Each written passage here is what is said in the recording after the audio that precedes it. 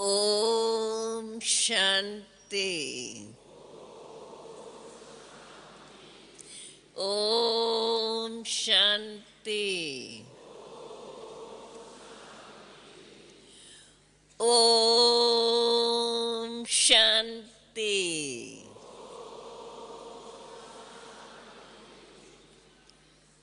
बाबा कहते हैं, मीठे बच्चे, तुम्हारा फर्ज है एक दो को बाप और वर्षे की याद दिला करके सावधान करना।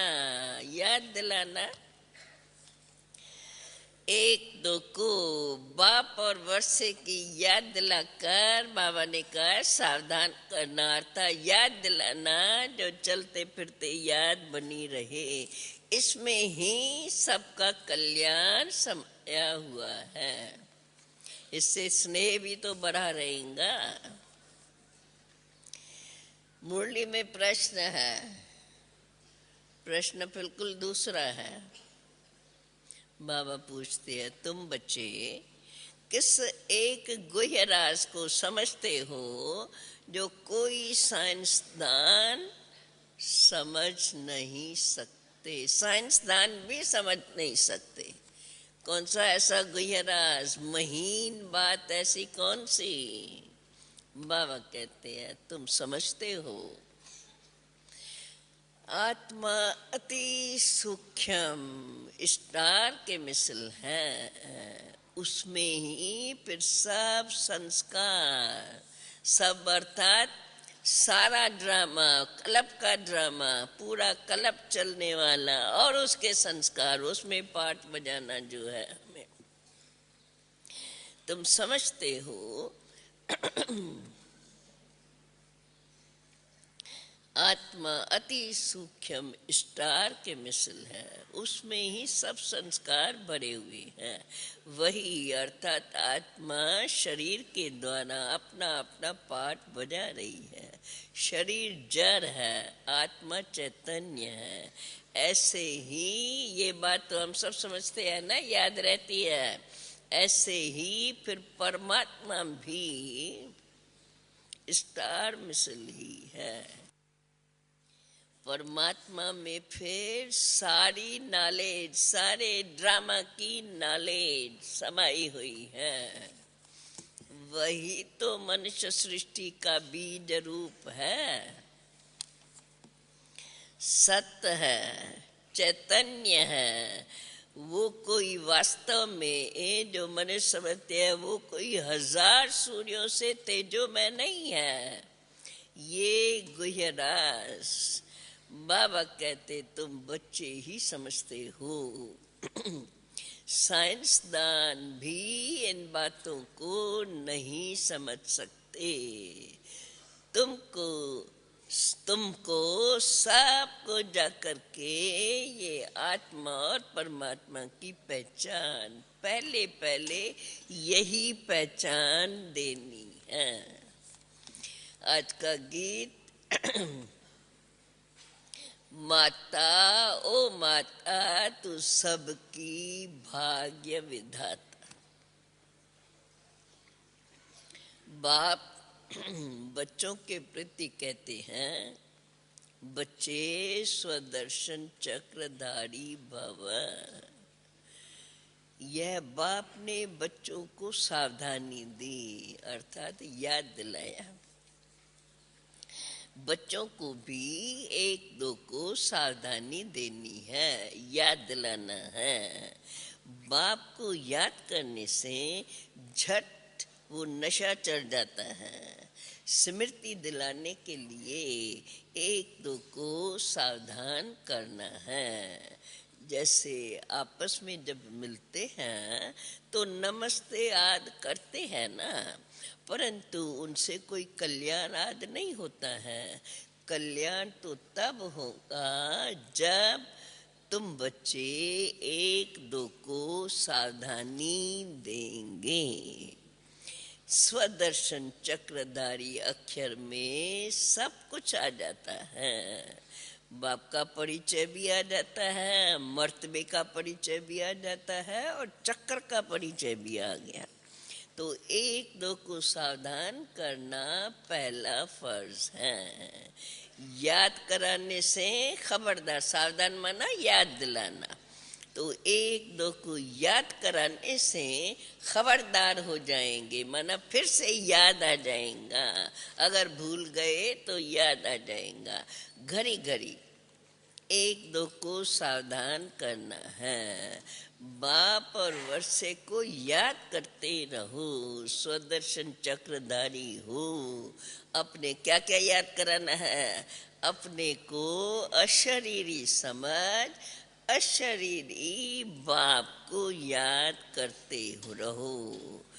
याद अर्थात योग। योग से ही तुम्हारी निरोगी काया बनती है। ये अभी का पुरुषार्थ है। अभी बाप तुम बच्चों को समझाते हैं, क्यों? जानते हैं बाप कि सभी तो अभी बेसमझ है। जब देवता अब पुरुषार्थी हैं, अभी बाप बैठ बच्चों को समझाते हैं, क्योंकि सभी बेसमझ हैं। जब देवताओं आदि की पूजा करते हैं, उन्हों के ऑक्यूपेशन का तो किसको पता ही नहीं है, तो तुमको समझाना है। हम सब की बायोग्राफी तुमको बता सकते हैं, जिन देवताओं की पूजा करते हो। पहले तो मुख्य परमपिता परमात्मा को जानना है। उसमें भी बहुत मनुष्य मूंझते हैं, कहते हैं परमात्मा का तो कोई नाम रूप है ही नहीं। तो पहली पहली मुख्य बात है आत्मा और परमात्मा का भेद और ज्ञान पूरा समझाना। ये तो जानते हैं सभी आत्मा है। पुण्यात्मा पापात्मा कहा जाता है। पाप परमात्मा कभी नहीं कहेंगे। पतित दुनिया है ना अभी, तो परमात्मा तो पतित होता ही नहीं। इसलिए मनुष्य को पहले पहले आत्मा को जानना है, क्योंकि आत्मा का ज्ञान कोई भी मनुष्य में है नहीं। आत्मा ही सुनती है, आत्मा ही खाती पीती है, सब कुछ करती है आत्मा इन ऑर्गन्स के द्वारा। परंतु आत्मा का रूप क्या है? कहते हैं चमकता है बिरकुटी के बीच में अजब सितारा। तो आत्मा का रूप समझाना पड़े ना। आत्मा का रूप भी कोई इतना बड़ा तो नहीं है ना। आत्मा अति सूक्ष्म है। आत्मा का रूप है जीरो। जीरो माना बिंदी। बिंदी लगाओ तो कितनी, ऐसे करो बिंदी। आत्मा अति सूक्ष्म है। आत्मा का रूप जीरो अर्थात बिंदी है। अब इस पर भी विचार करना चाहिए कि आत्मा वास्तव में कितनी सूक्ष्म है। मनुष्य पूछते हैं आत्मा शरीर से निकलती कैसे है, कहाँ से निकलती है?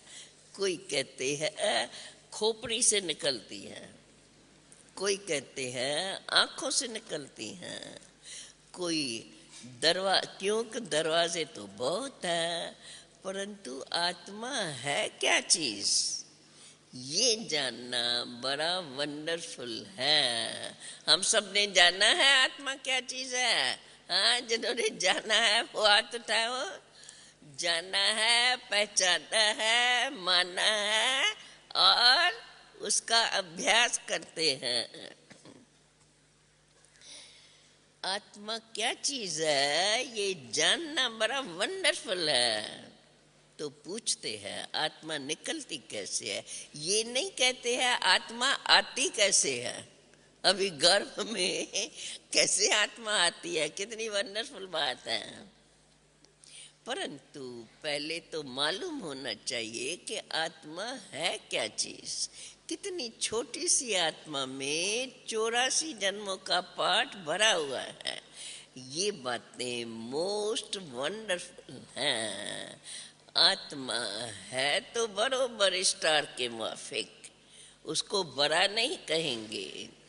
देखो, एरोप्लेन जब ऊपर जाते हैं तो ऊपर जाने से बहुत छोटा दिखाई पड़ता है, परंतु आत्मा बड़ी नीचे बड़ा दिखाई पड़ेगा। परंतु आत्मा बड़ी नहीं होती, आत्मा है ही अति सूक्ष्म छोटी। उनका तो एक ही रूप है। तो पहले पहले आत्मा को जानना चाहिए। मैं आत्मा कैसे इस शरीर में प्रवेश करता हूँ। भल कोई कोई को साक्षात्कार होता है, जैसे स्टार है। इस छोटी सी आत्मा में सारी नॉलेज भरी हुई है। आत्मा है एक ही, माना सबकी एक जैसी रूप एक जैसा है।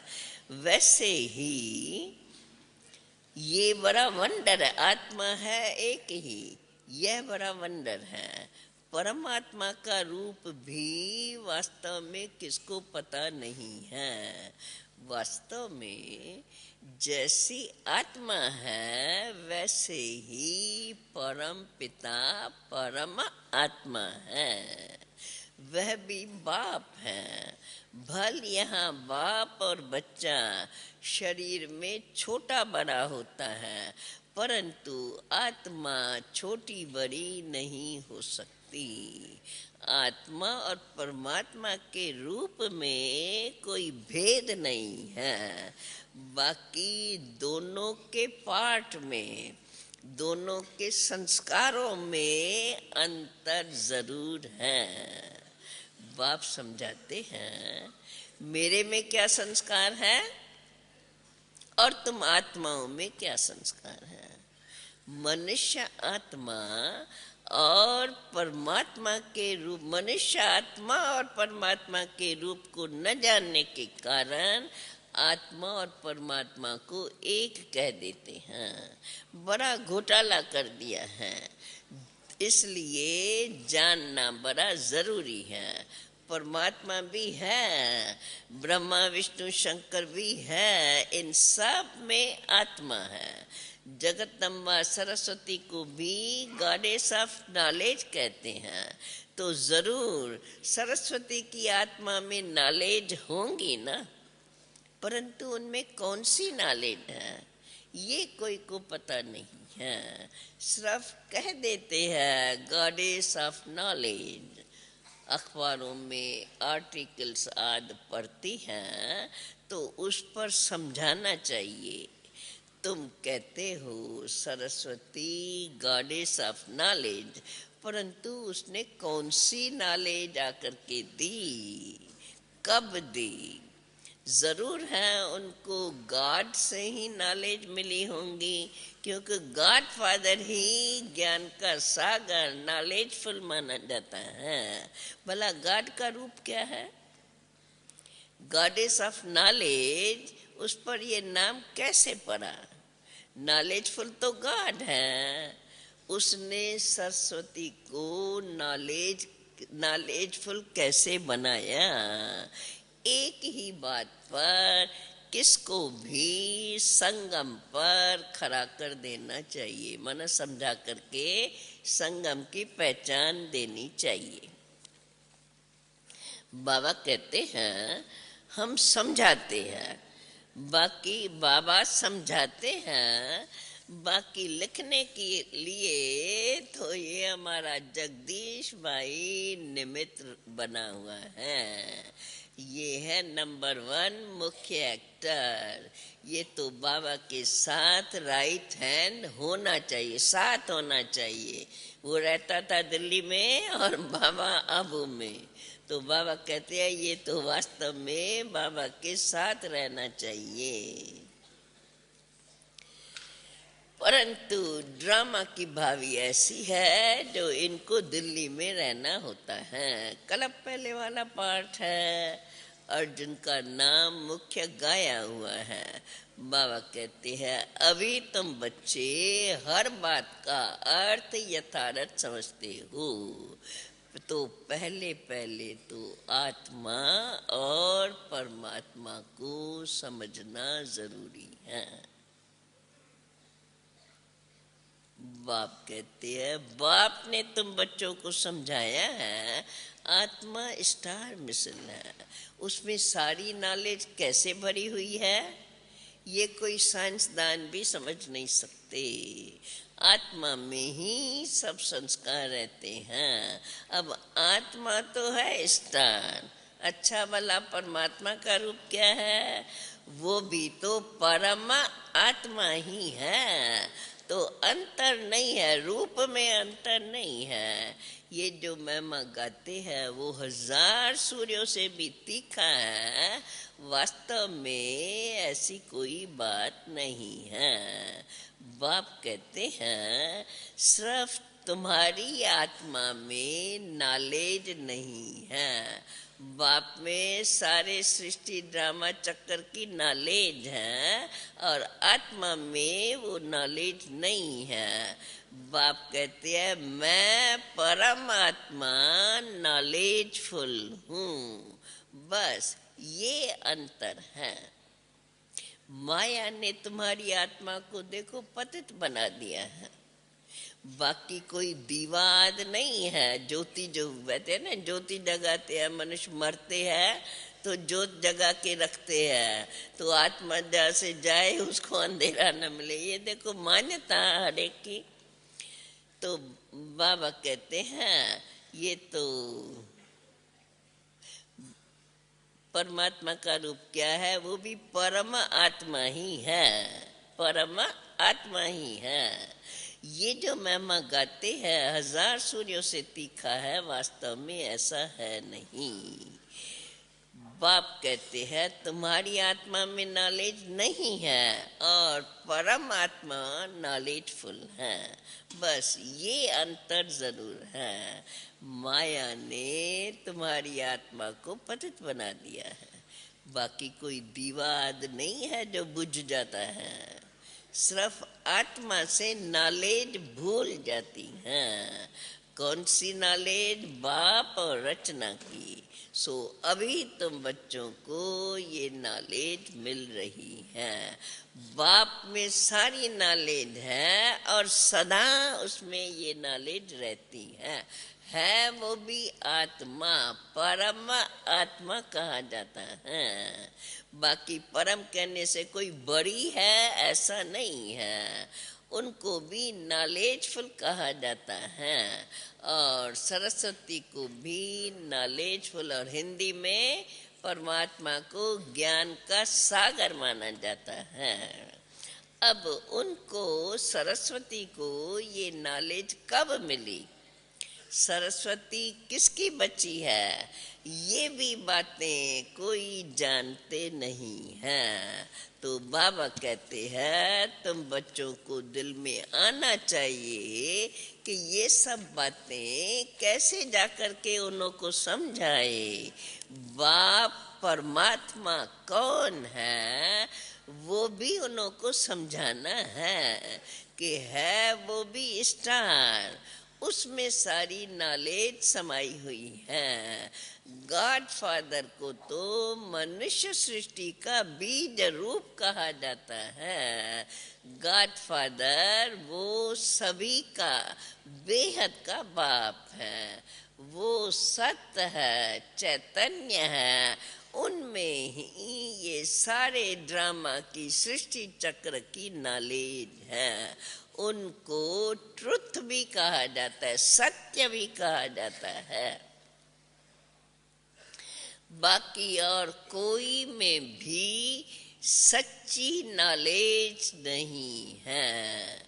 वास्तव में रचता एक बाप ही है, तो सारी रचना की नॉलेज भी उस रचता बाप के पास है।